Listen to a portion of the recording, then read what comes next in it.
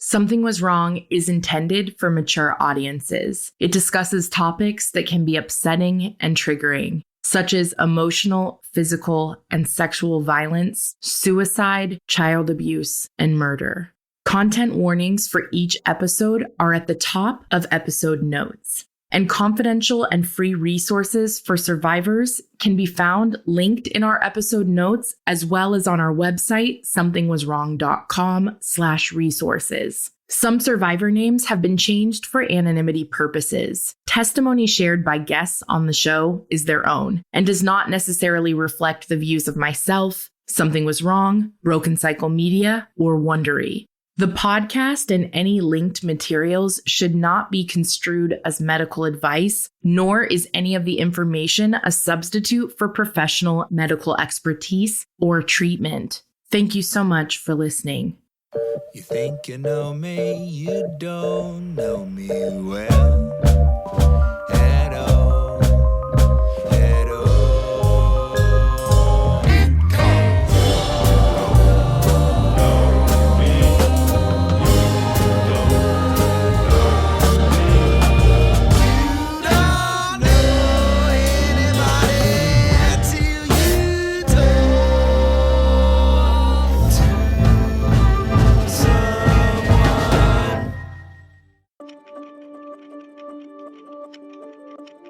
My name is Amy.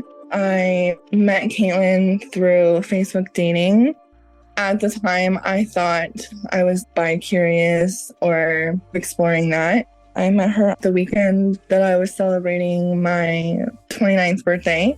We talked for a little while. We connected on spirituality. She believed in God and I believe in God. We connected on some of our mental health background and having PCOS. She also was supportive to me when I left a job. I was going to start a new one, but it wasn't something I was sure about.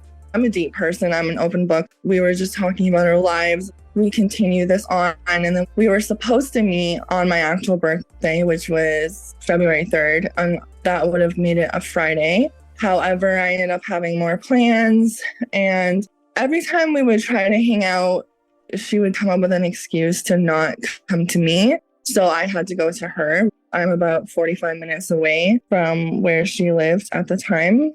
So we ended up meeting the first time on February 8th. I went to her house to pick her up. We went to dinner. She bought me a book. She bought me a card. Everything seems pretty normal. She did tell me in the car on the way there she was into women and that she was gay. And then she told me a little bit about her sister and how her sister used to be also, but then ended up marrying a man. She said that her family was supportive. She didn't really talk about her family that much until we got to the restaurant, where I shared a little bit about my background. And then she shared that she didn't have a very good relationship with her family. And at her sister's wedding, there was a strained situation that happened, but I don't really remember what she said. She did say that her dad had passed away. She said that he was abusive, but I don't know to what extent. She didn't really go into that. Her brother, she didn't have a very good relationship with him either, but she didn't really go into detail about the specifics of stuff. I did a lot of the talking, believe it or not. I'm not always a talkative person, but I did a lot of the talking about something I read or saw or watched a video about, and she would respond to that. But she did say some things at the time that made me think there's more to her than what she leads on. I do remember we were talking about jobs, and she said that she got fired from a job. She said that she got fired because a coworker had said that she wanted to drug a patient, and she said she worked at the women's shelter. I was like, I don't know why someone would lie about that. That's really shitty. She made a joke saying that she was going to inject someone at work, a client or something. But at the time, I didn't even wrap my head around what she was saying. It seemed odd, so I just brushed it off because that's like a huge allegation, but at the same time, it wasn't something I was fixated on. I remember I was telling her about the show I was watching, It's basically innocent people being accused of a crime that they didn't commit, and they're in court and they have to speak on behalf of it. And I was like, that's just messed up. When we get further into this, it'll make sense to why. I think she's a very calculated person. The way that we got to know each other was very easy and natural. We had so much in common. Like, oh, here's a bit about me. No way, me too. Or I have the same hobby. She was lined up, like in sync, and it was very calculated. Dinner was okay. She actually paid for me, which was, I thought was nice at the time. We had plans to hang out after. I didn't really know what we were going to do. We just decided we're going to go eat and then potentially hang out after, but then she cut it short. She said, I'm so sorry. My stomach hurts. I feel nauseous, like I'm going to get sick. I need to go home. So I was like, okay, yeah, no problem. Hope you're okay.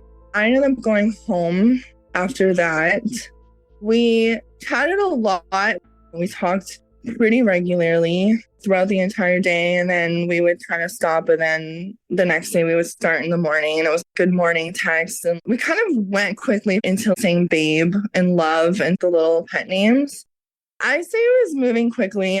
We tried to see each other a little bit more, but she was telling me about how she did have a car. It was kind of hard to get out of her because first it was, oh, my car is taken. And I said, what do you mean? And then it was, well, actually, it got impounded and I'm not sure why. And then she was forthcoming and said, I was behind on payments. She kept saying she was going to be able to give a payment and then get her car and then she'd be able to drive. She also told me during this period that she wasn't working. I was helping her look for jobs. She was a social worker. So I was finding and searching for jobs for her, being like, oh, try this one. We were talking a lot for the next week. It was the week of Valentine's Day.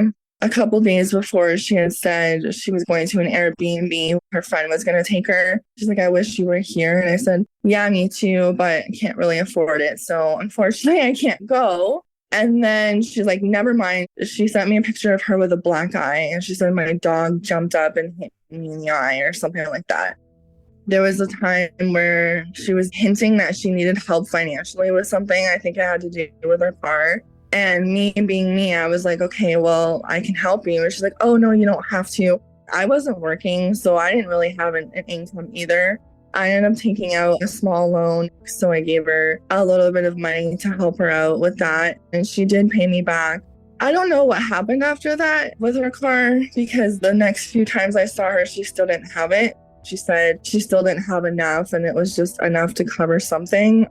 On Valentine's Day is when we had planned to see each other again, our second date. I drove there, and our plan was to go to a pottery place where you paint pottery. Then we went to Denny's for lunch because I ended up going early in the morning because she said she had counseling appointments in the afternoon. I drove up. I got her a Valentine's Day gift. We just started talking, so I didn't go all out or anything crazy. But I just got her like a stuffed animal, a little card, and I bought this book at the bookstore to do with being a lesbian. Is like a prompt book, a journal. I ended up giving it to her because she was really into exploring that. The only contact we ever had was when she asked me to give her a hug to say thank you for the gift. And then on our way to Denny, she's like, I need to ask you something, and I'm really nervous to ask you. I was like, okay. And I kind of figured what she was going to ask. I was kind of prepared, but I wasn't. When we were in the parking lot, she had said, hey, do you want to be my girlfriend? And I said, yeah, I was thinking about it too. When she asked me to be her girlfriend, she said, you're the only person I've ever dated, or like the first real relationship she's ever had. Her behavior was different. You would think we just started dating, let's start telling people and kind of make it a thing. But she didn't really want to right away. She's like, no, not yet. I'd rather wait. And I was like, okay. Me being me, I told my friends because I've been single for a long time. So it was exciting. I was just telling people through my messages and stuff. And then after that, I drove her home. Things seem normal. I'm excited. She seems excited. She's like, it was so nice to see you. I have those messages where she's like, it was a really good time. Thank you for the time that we had together. The following day, we talked a lot. I was showing her jobs again. She kind of would dodge it. February 15th. She said, babe. And I said, yes, darling. She said, can I tell you something? It's big, but I don't want you to freak out and decide I'm too much. I said, you can tell me anything. She said, so back in September, I was sexually assaulted by a man. I said, oh my God, I'm so sorry. When I initially saw that, you don't want to think, oh, I don't believe this person because I've been through similar situations. I wanted to give her the benefit of the doubt as she continues on. So she said, it's okay. I just went to the walk-in clinic at the doctor's office because I was worried about the bleeding. And I said, okay. And she said they did a pregnancy test. I said, are you pregnant? She said, yes. And then she said, if you want to break up, I get it.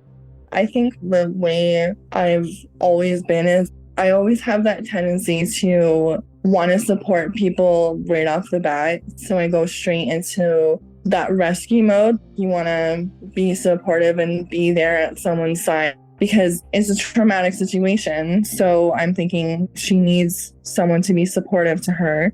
I just told her, you can't scare me away. I don't want to break up. I'll be with you every step of the way. At this point, I'm thinking she's having a baby. There's nothing else. I mean, I just met her. So there was a part of me questioning, should I stay or should I not? But then I kept reminding myself I liked her for a reason. I'm not just going to be that person that decides to be like, screw you, I'm out. I was communicating with my friends because I was like, she's pregnant and I don't know how to react. I was told by my friends you should go see her because she was saying she was at the hospital and they were doing tests on her. I was having a few drinks at home. I wasn't drunk, but I just wasn't able to drive. So my friends were saying, you need to ask more questions. They were asking me a million questions and I was like, I don't know. At that time in my life, I didn't believe in asking people things if they didn't want to tell me. I used to think it's none of my business unless they want to tell me. I couldn't tell if she was pregnant or not. There's no way to know. I've heard people say, I'm pregnant and you would never know. So I was telling my friends and they were saying, so she must be this far along. So I'd ask her, are you this far along? And she's like, yeah, basically 24 weeks is what she said. She did say, I'm shocked because she also has an IUD. At that time, I was more focused on, okay, what can I do? I guess as a trauma response, I was trying to be that person. I really wanted to be there physically with her, but I couldn't. So I was like, this is the best that I can do right now. She said, I just went to the hospital for the ultrasound. They haven't done it yet. I just got here for it. And I said, how are you doing? Are you alone? Do you need me? She said, I'm alone, but it's fine. I'll be okay. And I said, okay. How's your well-being though? She said, it's okay. I guess I'm in shock. I said, I mean, I would be too. It's a lot to take in. She said, yeah. And then I said, I wanted to be there with her. She said, it's okay. I'm okay. I said, I'm going to call you in a minute.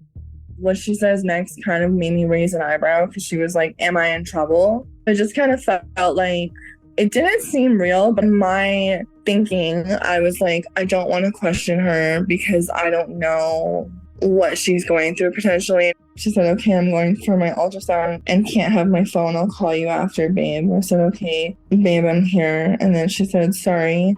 I said, what are you saying sorry for? Are you good to talk? She said, I just feel bad that it took so long. I'll call you soon. So she ended up saying, hey, I just got home. Don't think I have the capacity to talk about what's happening. It's not me shutting you out or not wanting to talk to you. I'm just overwhelmed. I am okay and everything will be fine. I just need to process. I just said, I understand. And then the next day, which is the 16th, she was saying, good morning. And I said, good morning. How did you sleep? She said, surprisingly, I slept well. I said, well, I'm glad for that. And then I had an interview. So I said I would talk to her after.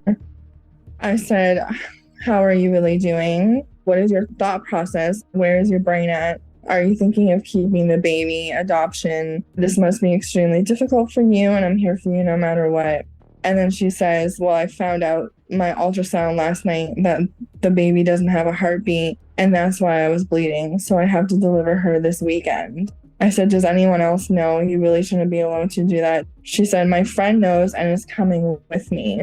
I said, okay, I'm just confused as to why they let you go home. So I started asking questions. I was also telling my friends the same thing because I was like, what the heck is going on? They were just like, how did she get home? Or why didn't they keep her at the hospital? She had an answer for everything. She said it was because you don't have to have the baby right away. You're allowed to have time. If you don't believe me, that's fine. So there's that manipulation. I did want to have a conversation with her over the phone, and I did tell her at some point that I needed to see her. This is a lot for me, but I didn't want to admit it to myself at the time. I was going through job change and I was going through my own stuff in my personal life, so I didn't know if I could handle it.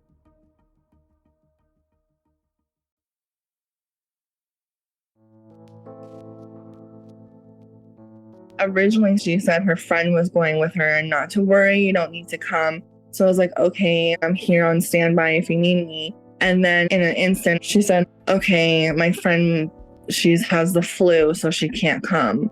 I was like, I need answers. So that's why I decided to go there. When I ended up going, I left early in the morning. She did appear to be distraught a little bit. I ended up going into her apartment where she lived with her mom that she told me they lived together. And the state of the apartment was a disaster. She's like, please don't judge me. My apartment's a really big mess. And I was like, you're going through a lot, so I understand. But there was a dog pad on the ground and there was dog poop on it. It was used. It wasn't a cleanly environment. And then the couch was broken in half. So we're sitting on this broken couch and she's like, you can ask me whatever you want. I don't know what to say because I'm still processing it. So I'm just like, how can I sit here and question someone that is telling me that they're pregnant and then the next day it's a stillborn and then they need to deliver it right away? So it was like, I didn't really have time to wrap my head around it. It was more or less, let's go, let's go, let's go.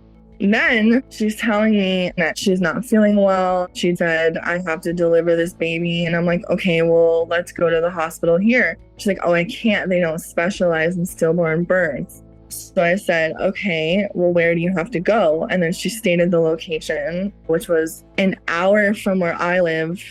Thursday the 16th, we ended up talking about how are we going to get this Airbnb. I didn't even have any money, but I took out another loan so I could book an Airbnb for us to go so she could do this. She had the hospital on speed dial. So she called the nurse and said, can I come tonight instead? And I didn't really hear anyone on the other side of the phone. She called this number and she was fully having a conversation with somebody. She was like, can I come now? I don't remember everything, but basically saying, yeah, we can go now. We had to go back to my apartment, 45 minutes there. I wanted to go home because I didn't have anything to eat. I wanted to pack a bag and I wanted to have stuff ready for me to be prepared for this. She ended up meeting my roommate, which was kind of an awkward encounter because I don't even know how much I told my roommate about it. So I don't think she even knew, to be honest. I let her drive my car, which now that I'm thinking is kind of stupid because if someone is in active labor or is having a stillborn baby, like you would think they can't drive. But in my mind, I was like, well, I don't like driving at night. If you want to drive, you can do that. So we're driving to the next location where the hospital is. And she's talking about her work as a nanny for a family and how the kid was a menace, apparently, and he was horrible to work with, but she just did the job anyways because it was convenient for her. We went to the hospital in London, Ontario.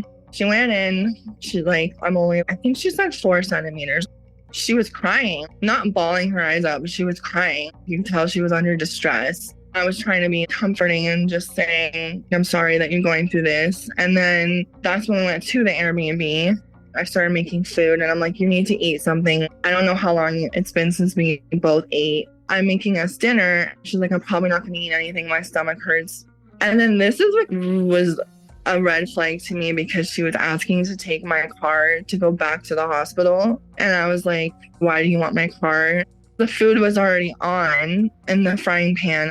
And she wanted to leave right then and there. She's like, I'll come back. But in my gut, I was like, why would you want to take my car? I couldn't understand it. She didn't really have a reason other than to go to the hospital and come back to check on herself again. She kept saying she's not feeling well, like her stomach really hurts, she's in pain.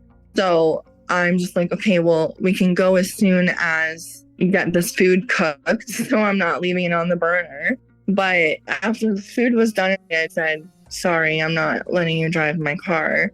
That's when she started to feel better. So she was like, oh, I'm feeling okay. And she didn't really eat much. And then she's like, you should have a shower. The doula is going to be here soon. She'll be here at 9 p.m.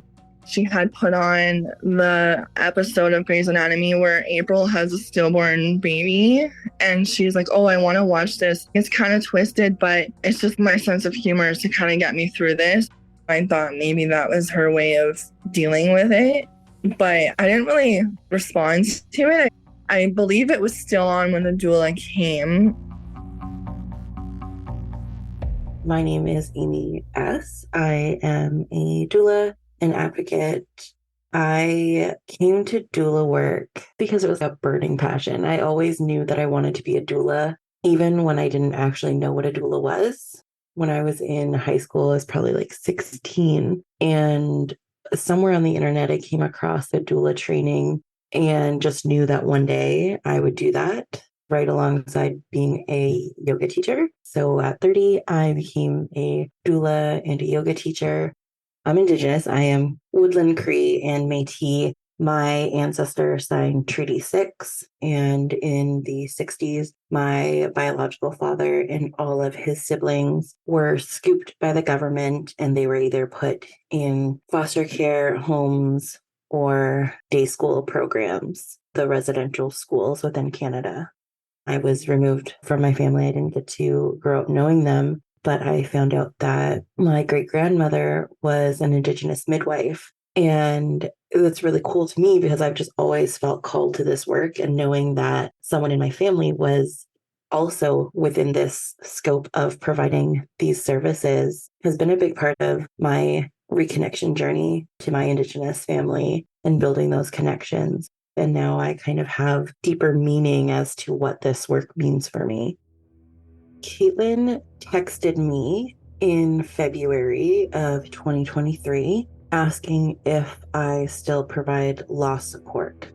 For me, loss support looks a little bit different. I think that's just because of all the different modalities that I work within as a doula. A lot of times, the support that people are looking for is actually after the loss or during the loss, physically being with somebody while they're experiencing a loss, or afterwards when they're not sure how to cope. That's typically where I come in personally, just being there while they're experiencing the loss. I have a lot of people who recommend me for the after because I'm the person that will sit with them and listen to their stories and hold space. I also see the healing power outside of just talking. When you look at healing and you look at trauma and grief and loss as a whole, we tend to forget that those are all held within our body. We kind of say, just talk about it and it'll get better. And that's not always the case. We hold all of those emotions in our body, and sometimes movement is what's needed, like somatic exercising, breath work, all of those things. Those are different exercises that I do with people who come to me after the loss has occurred and they are still struggling as a doula. I get text messages and calls a lot of times from different people looking for services. For my story, that was not out of the ordinary for me. I have social media, I'm just not super present on it. No red flags for me when she reached out through text. We had a quick text conversation. She just said, I'm experiencing a loss. I don't have a support system. I would really like to chat with you about that. It was Wednesday, February 15th. I said, I have time this evening if you want to do like a quick FaceTime chat. So later that evening, probably like 3 or 4 hours later, we video chatted. We talked for about an hour. She explained her story, and that was kind of it. I felt so heartbroken for her. She touched on all of my soft spots and hooked me into offering her my support.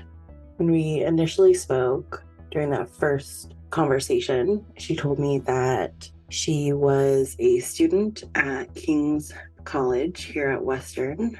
She was in her last year of social work. She lived on campus with roommates, and that her pregnancy was the result of a rape. She didn't tell me who had raped her, and because of the trauma and the grief with the situation, I didn't press for details at that point. She had said that she was 24 weeks pregnant and she had gone in for a check and they had not found a heartbeat on the ultrasound, and that she'd had a conversation with the OB and that they had agreed to let her try to spontaneously go into labor so she could vaginally deliver the baby, and that she would have 2 weeks to do that. She had chosen to go into spontaneous labor, so to try without being induced or having a DNC. She didn't want to do anything like that. She really felt passionately about vaginally delivering her baby and having a beautiful birth experience, even though she knew that her baby would not be breathing when she came out. So she was very aware of the situation. Those were her choices. I didn't see any red flags during our initial consult. We spent an hour video chatting. She was very open, what seemed like very honest and genuine. I asked, what about your support system? Do you have any family or friends that are willing to support you? And she said that her mom was not supportive, that she had wanted her to have an abortion and Caitlin refused. So her mom was not going to be involved at all. She said that she did have some friends that lived a couple hours away, but that they were willing to drive to London to support her if she needed it. We got off the phone the Wednesday evening about 8 o'clock. The Thursday afternoon, she had messaged me and said that she thinks she was having contractions. As the evening went on, they were getting more severe. She told me that she was at the Airbnb and her friend was here with her. So I didn't feel like I needed to rush over or physically be there with her. She was keeping me updated via text. Things were moving at a reasonable pace.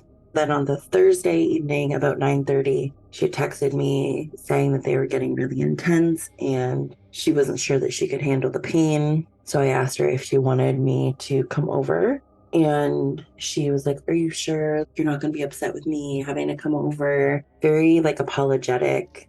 But knowing the trauma and the grief that people go through in their life, that's not unheard of to be apologetic. And just based on the conversation that we'd had, I already knew that she had a lot of trauma. So I was just very reassuring, I don't mind, it's fine. When I look back now, it's very interesting to me. I say that I didn't pick up on any red flags, but when I was leaving, I made the joke to my husband, oh, I'm going to send you the address of the Airbnb I'm at just in case I die or something like that. I said it as a joke, but I think intuitively, instinctually, on some level, I knew that something wasn't right, but I didn't have any reason not to believe her or that anything was wrong, because who in their right mind would lie about something so traumatic that so many people have endured, right? I said it as a flippant comment to my husband, but I did send him the address. And then I remember after that weekend, after everything had come out, I really was like, my God, anything could have happened to me during that time. I got to the Airbnb at about 10 o'clock. When I walked in, it was just Caitlin in the room. Her girlfriend Amy was in the shower. I sat on a chair and Caitlin and I were talking. It was awkward. Her girlfriend, who at the time Caitlin had told me was just a friend of hers, I had no idea that they were dating or girlfriends or seeing each other or anything like that. And they didn't act like that when they were together. When I got to the Airbnb, I had texted Caitlin and let her know that I was there. And she had come up the stairs, opened the door, let me in. I came down into the Airbnb and walked into the room. And Caitlin was watching Grey's Anatomy. She was watching the episode where April and Jackson are going through the loss of their son. When you think about it from perspective of somebody going through a traumatic situation, I have a lot of experience and education in trauma. And when you think about it from that point of view, it's not that unreasonable to want to be comforted by someone else's experience. So going in and seeing the Grey's Anatomy episode that was on, she said, this episode, it's really helping me with my own feelings and my own loss right now. And I was like, that's great that you found something that's helping you cope with this in the moment. That for me just goes to show how aware she is of what she was doing. When people are like, she was a social worker and she had access to all these vulnerable people. Absolutely. She 100% did, but she also knew how to really manipulate people and have them believe this story. She was very, very good at playing the part. At one point, I made a joke, somebody give her an Oscar or something. And it's sad to think about the amount of people who may be going through a loss or have experienced a loss or will experience a loss, and watching an episode like that could be very helpful to them. And then having myself or another doula come into a situation where it could be similar and they've heard this story, it's going to bring up red flags for them in that situation where it really might not be necessary. There were no red flags, honestly. I went in, took a shower, and then by the time I was out, the doula was there. And this is when it was real to me, because I didn't really process any of this. A little bit of a backstory about my life without getting into too much is we had a death of a child. So this was extremely triggering for me because I don't know how to react. I don't know how to engage. I was just beside myself. This is potentially a traumatic event. So when I'm going through trauma, I'm either like fight, flight, or freeze. And I was frozen. As soon as I saw the doula, I was like, I don't know what to do. I don't know how to act. So I sat on the couch and I was just staring at her. That's when everything, all the trauma unfolded. She had music going, like soothing music for birthing, or a playlist on Spotify specifically for that. And that's when the contractions started. I have never experienced being around someone who is having a baby, so I didn't really know any different. I thought the sounds were legit, and I was like, oh, this is happening. I'm just sitting there on the couch staring off into the abyss. I don't know what to do. I don't know how to react. The doula got there and it just happened to be that she gets contractions, essentially. Like all of a sudden, it just out of nowhere started. She starts taking deep breaths. It was so surreal. She was on her knees, different positions, making the noises, and the noises would get louder and louder, deeper and deeper, and then she would be fine. It dragged on all night. I believe the doula got there around 9 at night, and then when it ended, it was like 2 a.m. So this was an all-night thing. She would want to go outside and walk around and do contractions. She would get excited, like, oh, I can walk down the street, no problem. I feel like jogging. It was like a rainy, cold night, but it wasn't pouring rain or anything. And then she would break down and start crying. So it was very emotional. She's having contractions. I have given birth myself 3 times. I've been witness at many births. Shauna's audio on her having contractions last summer, it's very believable. The audio that people are going to listen to from August of 2022, and you fast forward from August of 2022 to February of 2023 to when I was with her, the intensity and the believability of what her labor, those sounds, the actions that she made, every time she does it, she just gets better. It's mind-blowing. I remember being on the floor with her. She was on her hands and knees, having these intense contractions that are 5 minutes apart, lasting for 40 seconds. And I'm right on the ground with her, on my hands and knees, bent down, like my face to her face, talking to her and comforting her and telling her how incredible of a job she's doing. She was doing an incredible job at faking something.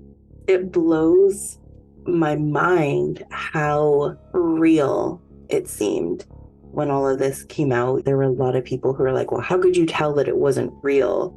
Well, when you look at these, look at Katherine Heigl in like whatever movie that was where she was in labor and she was contracting, like Caitlin was 100 times more believable, and she's not getting paid millions of dollars to be in a movie.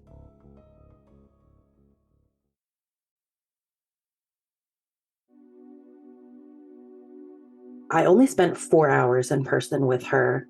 I think the reason that I spent so little time with her is because I do have some experience as a doula, whereas a lot of the doulas who were involved were newer doulas. And some of them, this was the very first client that they were working with, which is just horrific to think about.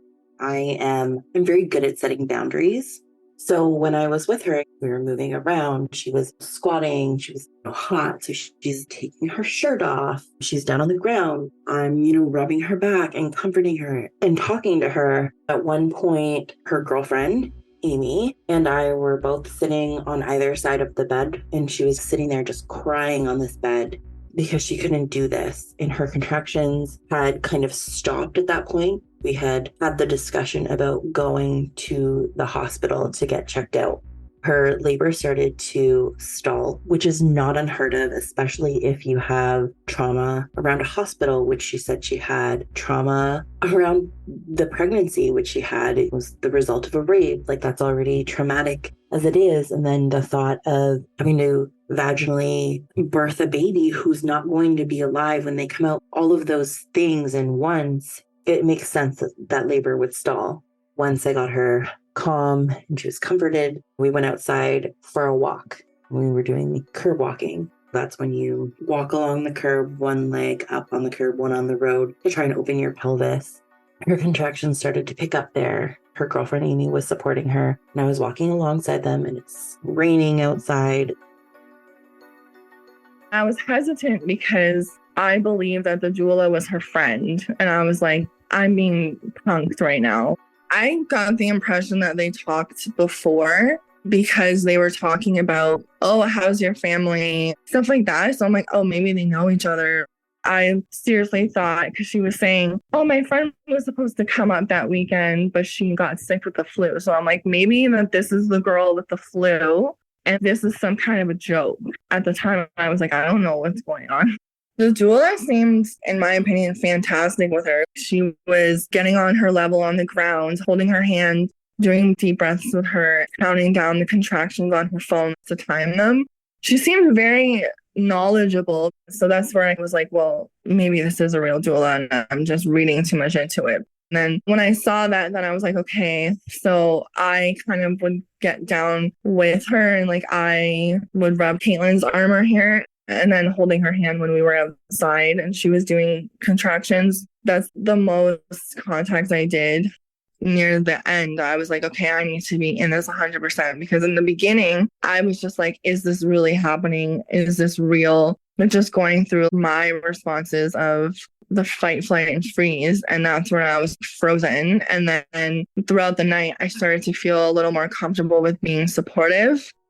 She would go through different emotions. She would be giddy and excited. And then as soon as we went back in, she's having a meltdown, crying, breaking down, saying, I don't want this to happen. I don't want to lose my baby. It was more or less her putting us through more emotional turmoil than a sexual point of view. But I could see on her face that she was enjoying the attention after revisiting the whole situation, reliving it. Those little things would come up in your mind like, oh, she enjoyed having that attention. Where in the moment, you're just thinking that she's going through all of these emotions. She wasn't naked at all throughout the entire time. She did take off her shirt during the night, but she wasn't naked or anything. Continuing on, we decided to go to the hospital. I drove her to the hospital. The doula met us there. We went in. She's like, I want to go alone. So we're like, okay, you got this. The doula was like, oh, we understand. We're here for you. It's the middle of the night. Eventually, I was able to convince her to go to the hospital. That was probably around hour 3. We went to the hospital. I met them there. The 3 of us went up to the 4th floor, which is labor and delivery. When we got outside of the elevators, she had said to us, I just need a minute. I really want to do this part alone. So obviously I have to respect her wishes as a doula. I can't be like, well, no, I'm going to come in the room with you. That's not my job. My job is to be there and to offer the support that somebody wants me to offer them. I can make suggestions and I can say, if you want me to be there, let me know. This is coming out of COVID, so the hospital still has a lot of policies and they're constantly changing. So you can't necessarily keep track of what you're allowed to do or not do. But again, if Caitlin doesn't want you in the room, then you can't be in the room. At this point in time, she had worked with so many doulas that she knew not to bring us in the room. I went to my car, her girlfriend went to her car, and we waited probably about half an hour, 40 minutes. And she texted me and said, they're sending me home. Nothing's changed. I'm still only 4 centimeters. So she came out and her girlfriend wasn't back yet to drive her back to the Airbnb. So she sat in the passenger side of my car and she said, well, what do we do now? I looked at her and I said, well, if the hospital is sending you home, that's because they don't think anything's going to happen right away. So the best thing for all of us to do is to get some rest. I'm going to go home and I'm going to sleep, and you're going to go home and you're going to sleep and get as much rest as you can. She was just kind of like, oh, okay. And I think that when I said that, looking back now, she was a little surprised and a little shocked at the fact that I wasn't offering to go back to the Airbnb with her and support her. So we went home. I said, if things pick up or if you need me to come back or if you go back to the hospital, send me a message. And she didn't send me a message the whole night. I don't know what happened throughout the night. I don't know if she went to bed or if she kept up the facade with her girlfriend. Caitlin came in the car with me. She's like, let's go back to the Airbnb and then try to go to sleep. I was like, okay. It's quiet all night. We're both sleeping, don't hear anything. When she wakes up, she says, oh, I didn't have one contraction at all last night. That's so weird. I was thinking, okay, that's an odd thing to say. My mom is texting me. I didn't even tell my mom or anybody that I was going there other than my roommate and then the 2 friends I was texting. But my mom was like, the snowstorm got really bad last night. Drive safe, thinking I was at home. I just briefly texted her a little bit of information, but I didn't go into detail. And then we ended up leaving the Airbnb and she's like, I need to go back to the hospital. And I said, okay. She's like, I have an appointment. I am not the type of person that likes to be driving around somewhere that I don't know where I'm going. Even though I've been to London multiple times, I've never really driven around it for very long. So I was getting frustrated with the traffic and having to drive all around and find the hospital. The hustle and bustle of people being at the hospital is crowded. She wanted me to drop her off so she could go in by herself. She said, same thing, I'm only 4 centimeters dilated. I said, okay, what are the next steps? And this is when she started to say, you don't have to be here if you don't want to. I understand if you want to leave. And I was like, no, don't worry about me. I'm here for you. Even though in the back of my mind, I'm like, I don't think I should be here. That's when my instincts started to kick in. And I was like, I don't know. She hasn't had the baby yet. What's going on? I was questioning everything. But I couldn't for certain pinpoint it and completely say you're lying because I had no idea. Why would someone make this up? And then she said, we have to get another Airbnb. And I said, I don't have any more money. She's like, okay, that's fine. I'm going to ask my sister. She eventually said that her sister got her an Airbnb. So we drove there. It was 8 minutes to the hospital by driving. We drove to that Airbnb. We were a little bit early, so we ended up just going to Walmart. And then we sat in the parking lot for a while. She'll say, oh, my stomach really hurts. Or I'd be like, how are you feeling? And she's like, very crampy, but okay. We went to the Airbnb, and that's when she made a joke, like a sexual joke about the beds. We were looking at the rooms. She said something along the lines of, this bed creaks. Wouldn't that be annoying during sex or something like that? I didn't even think that I heard her correct because I was like, what? She ended up going in the shower. I was just watching TV and my mom was like, I'm going to call you soon and figure out what's going on. And I said, okay. And then I told her, my mom's going to call me soon. Can I tell her what's going on? And she was like, yeah, like you can tell her, that's fine. So she went to lay down. She texted me again and she's like, it's okay if you don't want to be here. I started to question, I don't know if I should be here either. I can't handle this. That's what I was thinking. My mom ended up calling me and it's this mother's intuition. And she basically was like, do you see this long term? And I was like, I don't know because I just met her. She's like, okay, well, I think you should leave, but that's your decision. We continued talking. That's where I was like, if my mom has that intuition and I have that feeling, that just confirmed it. You gotta go. So that's when I decided I was leaving. I felt horrible. I remember texting my friends being like, I don't know if I should stay. And they actually tried to convince me to stay, to be supportive. And I was like, this doesn't feel right. I was fighting myself mentally. I was like, I'm a terrible person. I'm horrible. I should not leave her here. But that's where that flight kicked in. I was like, okay, I got to get out of here. Did you think you were going to break up with her? Or were you just like, I need a break from this. I need to go home and get rest and then figure out what I want to do next? It was a mix of that. I didn't necessarily think I was going to end it, but I wanted to see how I was going to feel the next day and give myself time because I looked inward and I was like, this is horrible what you're doing, leaving her. And I left in a shitty way. I just grabbed my stuff, went to the car and texted her saying, sorry, I've decided to go home. She's like, okay, I understand. Let me know when you get home. Drive safe. It didn't really seem like a big deal. It didn't seem like it really upset her. I was distant for the night and I was also talking to some of my friends. And that's when I decided I don't think I want to be with this person because it was a lot for me mentally and it was very traumatic. I kind of was going to ghost her, I'm not going to lie. But then I had a friend say, how would you feel if someone did that? And I was like, okay, you're right. I shouldn't be a coward. I'll just say my goodbyes.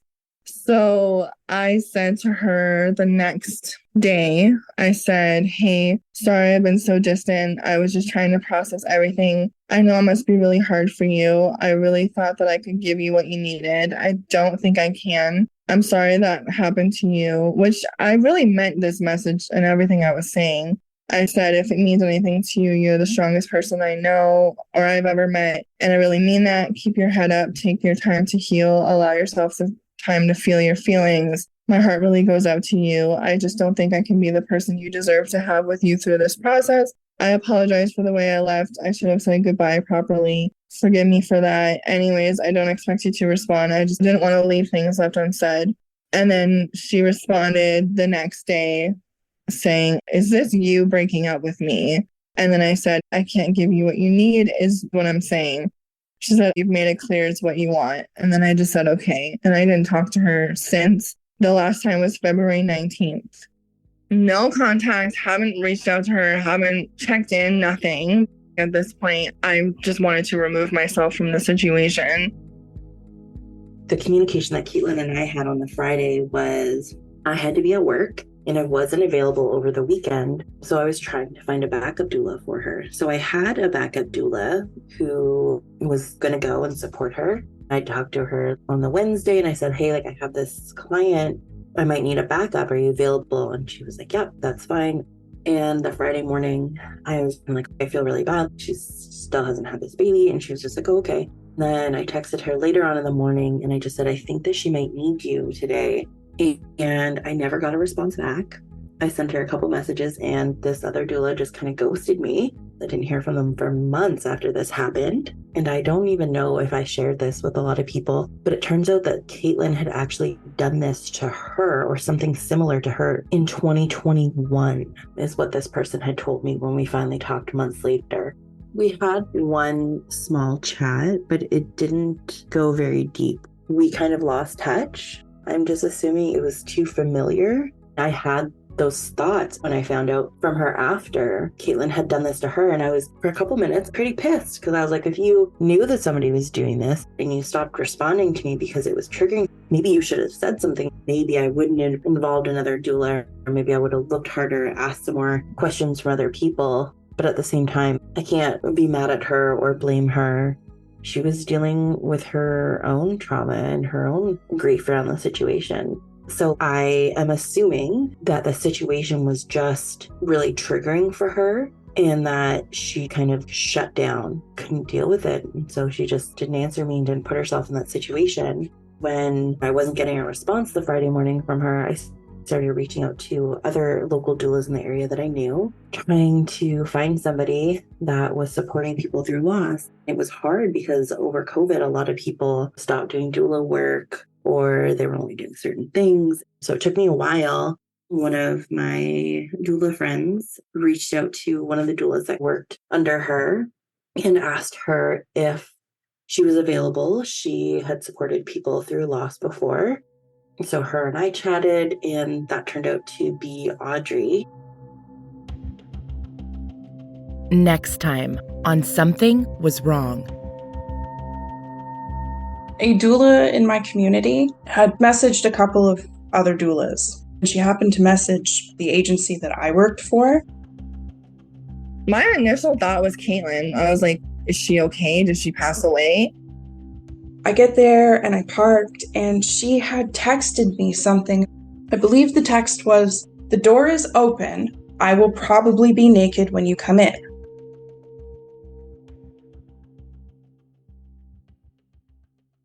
Thank you so much for listening. Until next time, stay safe, friends. Something Was Wrong is a Broken Cycle Media production, created and hosted by me, Tiffany Reese.